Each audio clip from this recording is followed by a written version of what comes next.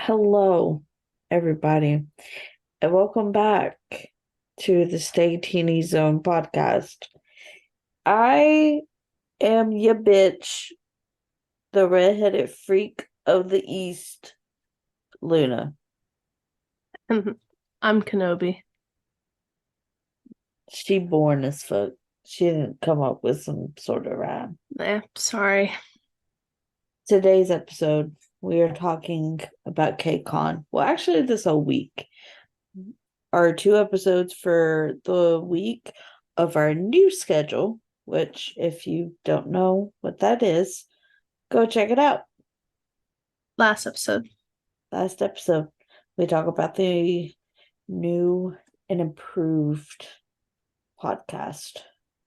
But yeah, so this week we're talking about Kcon. This episode is brought to you by ATEEZ's appearance Yeah. at Kcon. A makes And one team. Sorry. you're all good. You said Yeah, it you said ATEEZ and it just kind of came out. I'm sorry. it's okay. Yeah. So if you couldn't tell, I'm gonna be talking about ATEEZ. Next episode, Luna's gonna talk about Stray Kids, but that's besides the point. We're not on next episode, we're on this episode. A lot of stuff, happened at KCON, okay? A lot of stuff. Main thing I want to point out was KCON like stunk. And I'm not saying like people were bad or anything. I'm talking about like it stunk like smell wise. It actually was putrid. Okay, it was so bad. I've seen so many things of people saying how bad it was. And Ew. you had people that were like waiting outside for days just to get in. So mixed with like 3 days of people just standing out in the heat, not taking a shower, probably having no deodorant with them, and then I don't know how many seats in that arena that KCON was held at, but a shit ton of seats when everyone crowded together, and it was probably hot in there too. So it was Ew. just I've heard so many things about how absolutely foul it was. So like a part of me is like so jealous that I couldn't go, but a part of me is also like I'm glad I couldn't go because I wouldn't have wanted to experience that, I don't think. So Because as you're saying that, like I remember, going to the BTS concerts mhm. or whatever, and it being in like this big arena, people, camping out and things like that. And it didn't honestly smell the prettiest, but this is like more confined corner, like corridors, and just only thing you smell is like BO.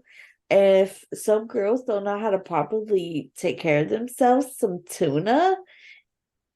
That's what I'm Eh, saying. Like having people stay out there eh. for days on end, and I don't know how they would do it like overnight because KCON lasted a few days. So I don't know how they did it overnight. If they still like slept outside overnight, I don't know.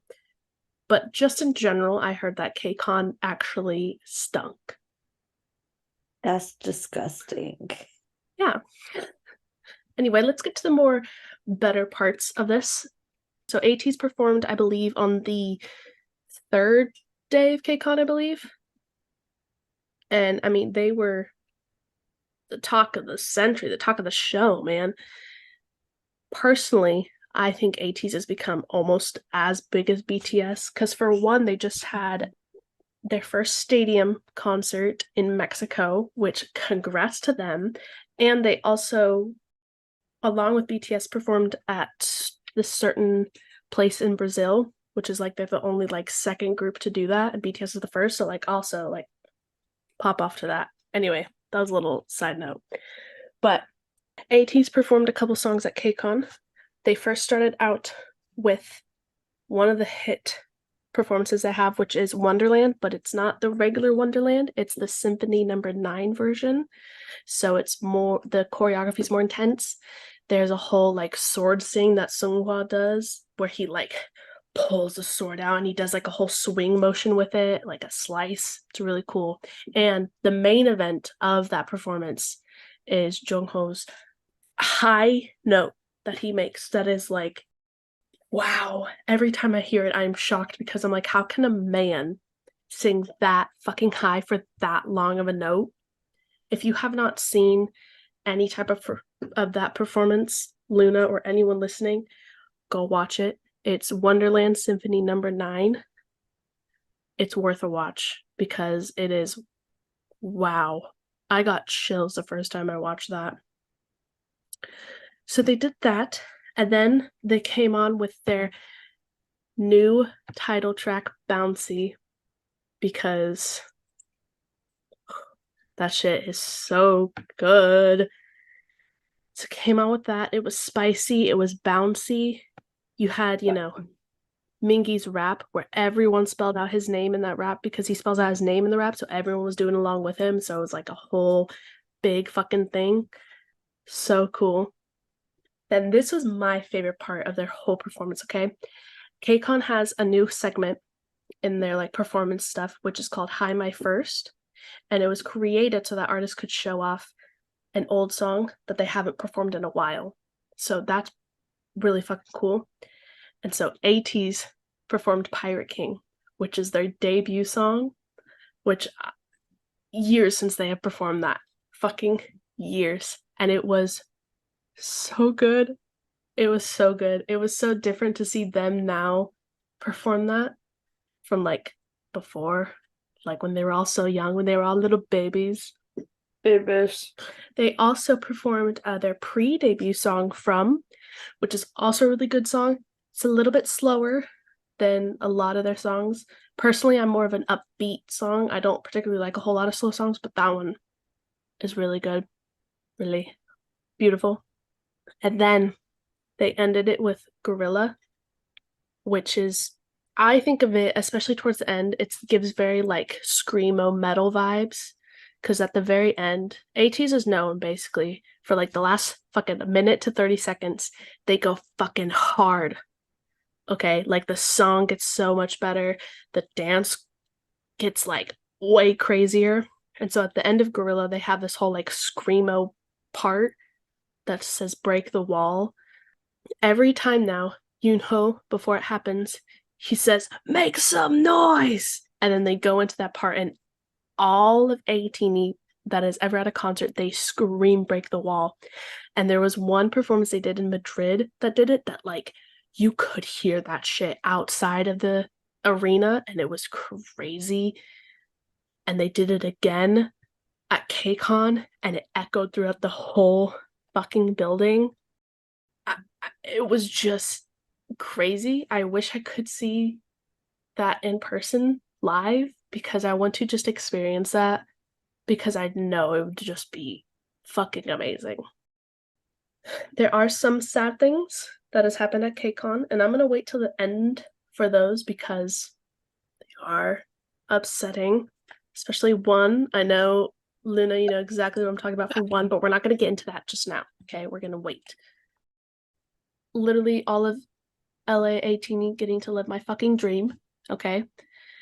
There's so many TikToks and videos of like fucking close-ups of all the fucking members. This one girl had a TikTok where she was like putting a heart up to Yosang and her hand was like just profusely shaking and he did a heart back to her and when he turned around he had a little smile on his face and I was like, damn it.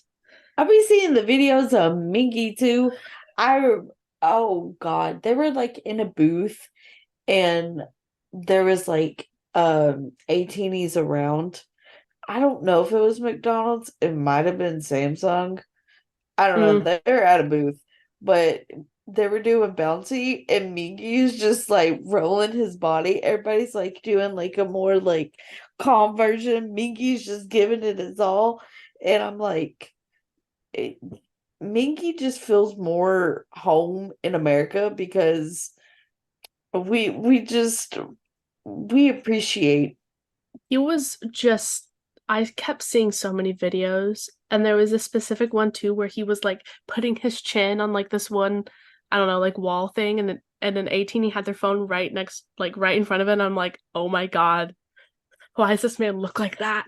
And then, oh my gosh, there was one where Son had this like one cardigan on, and he went to like the back area of the booth to like take it off and put a different jacket on, but it was in clear view of literally like half of the ATEEZ that were standing there.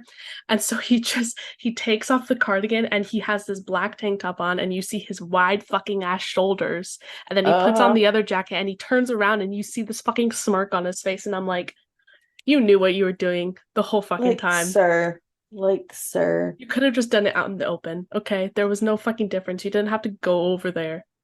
It I didn't. saw I saw this one video of Hong Jong too.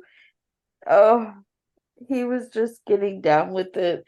But then you could just see Mickey in the back just looking like a proud dad. He's like, yeah.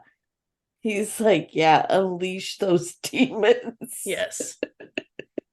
Just God. There was also, I think there was one TikTok that someone said about like getting AT's Burger King, I think, while they were at the McDonald's stand. And I was like, the fuck are you doing? But to also go off of that, AT's was at like a questionnaire like booth thing for Samsung. And Samsung asked what their favorite emoji was. And they kind of talked amongst themselves, and Uyung goes, on iPhone? For iPhone? And Hoojung had to be like, no, on Samsung. And he's like, oh. This man really Well, he only fucking uses an iPhone. I think all of them use an iPhone, which is what makes it even funnier that they were at a Samsung like it's thing. like Hyunjin too, because Hyunjin, out of like all of them, I think uses an iPhone.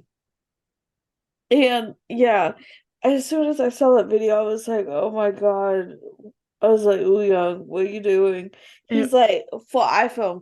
For iPhone. for Mm-hmm. iPhone, like he had an answer already, but no, Uyun. And Ho Jung, he just picks up the microphone. He's like, "No, we love Galaxy. But We we love love Galaxy. Galaxy. Had to We save love the Galaxy." day. The pirate king, the captain, God. had to fix it. It reminds me of off topic, but it just that of it. It reminds me of this girl at Yoongi's world tour. And obviously everybody knows BTS is like the biggest like Samsung people. And Mm-hmm. she had her iPhone disguised as a Samsung. And he went to pick it. He said, no, Galaxy. Galaxy only. And he's like, no iPhone. It just reminded me of that whole entire scene as soon as Young said that. And I was like, oh, I was like, Young, what are we gonna do with you, I, boy? and it would be something that Uyung would say. It would be something he would say. He gives no fucks. That was, to me, the funniest part of all of Kcon was that. Love him though, but God fucking bless. I think my favorite thing I saw was McDonald's giving them grimace shit. And Hoonjung had that beanie on and he was feeling Yeah, himself in that. he was feeling himself with his He grimace did, I mean, beanie. he did look good in it. I'm not gonna lie. It did look Yeah, good on him. I was like, I see you, I Captain. see you, I see you. I see you. All right, well, we're gonna get into the nitty-gritty of two different topics, okay? First one, we're Oh, gonna save the worst one for last, okay? good. First one is that Jongho is taking a hiatus from the group because during KCON he was experiencing very bad pains in his leg or ankle, It leg, I was his think. ankle. Yeah. So he was previously diagnosed with a meniscus rupture following an ankle injury, and they had been treating it with injections to help relieve the pain and, boost the regenerative qualities because he wanted to continue the activities. He wanted to continue performing with the boys and everything. However, over the weekend of KCON, it got worse. He did the whole big performance that they had on the third day or something, but he then was not around for like all the boosts and the mingling and everything. There was a whole statement made I'll read some of the comments from the statement that KQ made. While Jungho was undergoing conservative treatment and recovery for a meniscus rupture, it was determined that detailed examination and additional measures were necessary. After a thorough examination, Jungho was recommended to undergo surgery and receive intensive management for the existing injured area. It also continued on to say that ATEEZ would be carrying out their upcoming schedules while he undergoes post-surgery rehabilitation. They did not share an estimate or an expected time when he would make a full recovery, but they just said that they would provide further updates for when he is ready to join the boys again.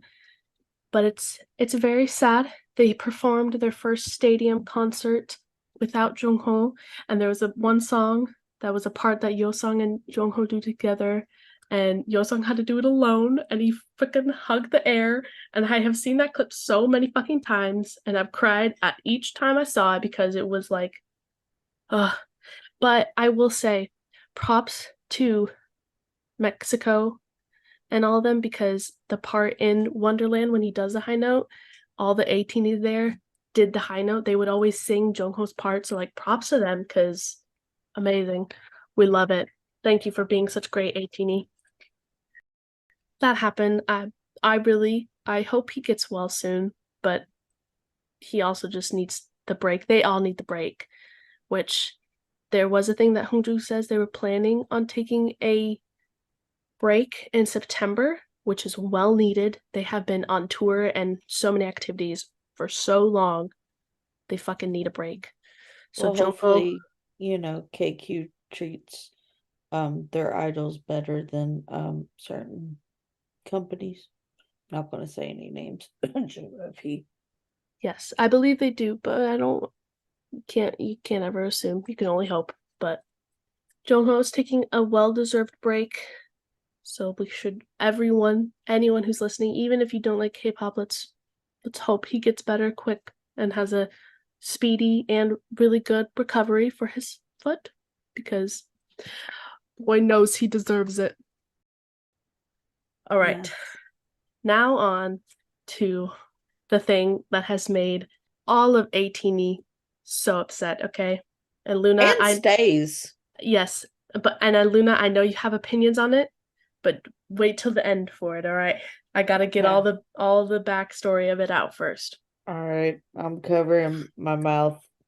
So there was a part in Kcon with all the mingling and the booths and everything that had a segment. So for one, ATEEZ was on it, right? They were talking, they were mingling with, I believe, the audience and stuff, but there was a segment on there where a member gets to pick a fan to grant a wish. Basically, that wish can be really anything as long as it's simple, doable, and appropriate, not inappropriate or anything. There was this one girl in the audience who was an ATEEZ, and she had a sign that says Mingy Spicy. And Mingy was going to pick someone. Obviously, if you're 18 out there listening, obviously you're going to know Mingy's going to pick the sign that has his name on it. And obviously he's going to pick one that says Mingy Spicy because, like, that's Mingy. Obviously he's going to do that. Like, it's not a bad thing. That's just who he is. So he picked her. They gave her a microphone, whatever, asked her name. Her name is Crystal, which is now the C word in all of fucking K-pop now, but so he picked her to grant her wish. He was super excited. You could see his face in the video that it had. He was so happy. He was like, I'm gonna, grant this wish to this ATEEZ. So they asked her what she wanted to wish for, as long as it was appropriate and doable. And she asked if Sun could sign her photo card. And as soon as she asked that, you can just see his face drop. And it also pans to like Hongjung and Seunghwa, just all the rest of them. And you see San kind of like hesitate a little bit because obviously this is Mingy who was granting, an ATEEZ wish. It wasn't San who was doing it. So you could see San was like kind of hesitating. Woo-young starts to laugh, and there was a whole speculation that Woo-young was laughing at Mingy and stuff. I don't think he was laughing at Mingy. I think he was uncomfortable with the situation, so he was laughing at the situation, not us Mingy or Crystal or just any of them. He was just laughing in general because it was so awkward.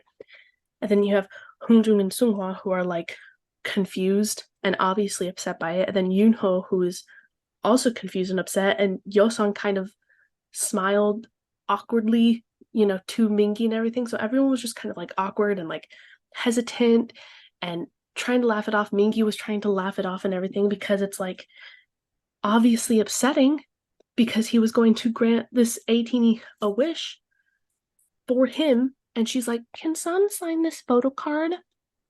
Like, I understand that, but girl, this is like a once in a lifetime fucking opportunity. Mingy just picked you to grant a wish and you're gonna waste it? Like, I'm not saying it's a waste, but I'm saying, like, come on. And then this was one thing I saw, which was like new and I had not known about. If any of you know Twitter or anything, Twitter's very good at finding people. So Twitter found her user and I guess posted a shit ton of stuff about it on her page and everything. And she responded. And her response was something along the lines of, "You got a problem? Nothing wrong with having multiple biases." And like, no, there's nothing wrong with that. But it's also like, like you had this opportunity to do something with Mingy and you chose to just ignore that. Yet you had a sign that literally said his name on it. Like, I understand multiple biases, but like, come on, that gives like one makes one team and fuck all other seven of them. That's what that gives. Like, I have multiple biases. I know you probably do, Luna. It's like you should still be happy and ecstatic that at least one member is picking you. Like, come on. So, Crystal, if you're listening, which I don't know if you are, but if you ever are, I will find you and I will beat the shit out of you. You deserve nothing good in life. That's all I had to say. Luna, you can go. I've been holding my tongue back because I fucking hate Crystal. I hate her so much because Mingy and Hongjong is my bias for ATEEZ. Yeah.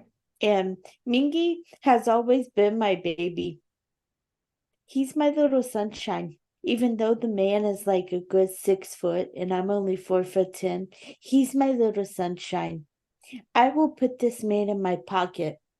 And how fucking dare you? How Yeah. fucking dare you? Gonna have a name, a sign with his name on it. Like, bitch, if I was there, if I was beside her, I would have decked her. I don't care if I would have been thrown out. I don't care if ATEEZ would have saw me. No, because I just straight would have been like, I'm taking her fucking wish. Mingy, I need a hug from you. It's also like there is nothing wrong with having multiple biases, but like, how can you God, do that to no. someone and just see their face drop and just do that to His someone? literal, it was literally watching the sun just deflate. Like the sun was Oh, yeah. shining bright, and then the sun just became a solar eclipse. There was just a dark shadow If any of over you guys him. want to see that video and just, understand what we're talking about, you can go to like Twitter or Google or just go to like TikTok and just search ATEEZ Kcon 2023 and add Crystal to the end of it. And there's going to be so many of like people saying like, "Crystal, if you see this," or "Crystal, I will find you," or there's people that are like, "Crystal, I hope your pillow is warm on both sides." Shit like that. Like, everyone is coming for her, and I love it because how fucking dare you? Why the fuck would you do that to someone? Not even just in terms of it being an idol, just in terms of literally anyone in general. Like, that's such a fucked up thing to do. Crystal, I'm going to tell you this. I'm going to tell you this really nice and slowly. I hope your cat pisses on both sides of your pillow and you cannot get the smell out and you just have to endure it. And I will find you and I will beat the shit out of you.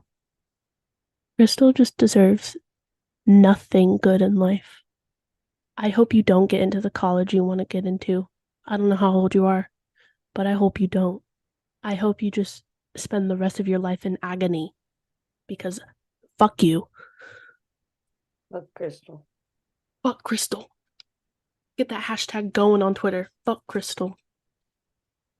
But that's really all I had. I'm sorry to end it on a sad note or a upsetting note, but in general, Kcon was really good. Okay, their performances were amazing. If you ever want to see their performance, you could just search ATEEZ Kcon 2023 and their performance comes up and it is legendary, revolutionary, just chef's kiss. Okay, that's all I got. So, stan ATEEZ. They're still on their a little bit part of their tour right now, and then hopefully they're taking a break, and then they're going to go back on tour in 2024 and 2025, and we are going to cross our fingers that they are somewhere close to me so that I can go. So, manifesting it, okay? Yeah. Manifesting on that 2024 bingo card. We'll see you next episode for Stray Kids Kcon. Hell yeah, because, oh my god. I honestly don't know a whole lot about their performance and everything, so I'm excited. There's a lot going on. A lot going on. I mean, I figured. I mean, they have Felix and Hyunjin and Bangchan, so I mean, I kind of figured. We love everybody. Hope you all are well. Besides you, Crystal, we don't fucking love you. Yeah, fuck you, Crystal. See ya next episode. Bye. Bye.